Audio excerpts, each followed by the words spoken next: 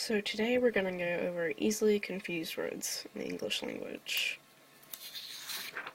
Here we have affect and effect. Affect is usually a verb, and effect is usually a noun. To affect something is change or influence it. This affect. And an effect is something that happens due to a cause. When you affect something, it produces an effect. Let's say that again. When you affect something, it produces an effect. But the words have other less commonly used senses that can make them tricky. Effect does function as a verb when it bears the sense to bring about. For instance, it is the correct word in phrases such as affect change and affect solutions, where these phrases mean to bring about change and to bring about solutions. It's possible to imagine where the phrase affect change might make sense, but it would mean to have an effect on change rather than bring about change. Now we have concave and convex. A concave surface curves inward. This word is easy to remember because a concave indentation in a wall makes a cave.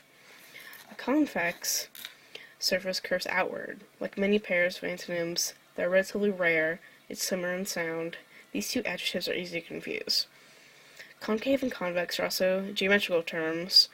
A concave polygon has at least one angle greater than 180 degrees, and a convex polygon is made of angles each less than or equal to 180 degrees. The next words are empathy and sympathy.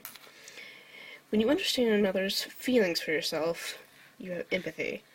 It's often spoken of as a character attribute that people have to varying degrees. So, for example, if hearing a tragic news story makes you feel almost as if the story concerns you personally, you have the ability to empathize. Now, when you sympathize with someone, or have sympathy, you have compassion for that person, but you don't necessarily feel her feelings. So, for instance, if your feelings towards someone who's experiencing hardship are limited to sympathy, then you might have a sense of regret for that person's difficulty, but are not feeling her feelings as if they're your own. Meanwhile, sympathy has broader applications that don't necessarily have to do with one person's feelings for another.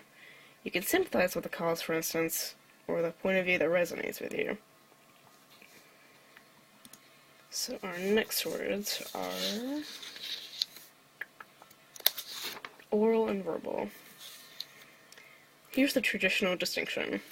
Verbal applies to things that are put into words, whether written or spoken, where oral pertains to the mouth, to medication taken by mouth, and to things that are spoken.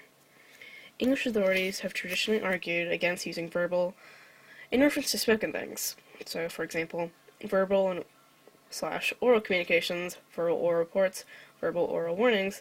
Verbal is increasingly used in these phrases, perhaps in part due to oral's preterite associations. But oral is still a good word, so one does not have to follow the trend toward favoring verbal. Still, using verbal in the newer way is not wrong, and is sanctioned by common, widespread usage, and is no by any means new. Now our new words are imply and infer. To imply something is to express something indirectly. For example, you might imply that it's time for a guest to leave by saying that you're getting tired. Now, to infer is to surmise or conclude, especially from indirect evidence. So, for example, if you tell a guest that you're getting tired, that guest might prefer it's time to leave. More broadly, infer means to deduce. For example, when the sky grows dark in the middle of the day, you might infer that it's probably going to storm. Infer has been used in place of imply so often and for so long that some dictionaries now list it as a synonym of imply in a secondary sense. In edited writing, however, the traditional distinction is usually kept intact. The next words are libel and slander. I've seen this one a lot. Libel is the use of false defamatory claims about someone in written or printed form. Slander likewise denotes false statements that damage a person's reputation, but the thing is, it's committed orally or in any other transient form. Both words have complex legal definitions and connotations, which we won't explore here.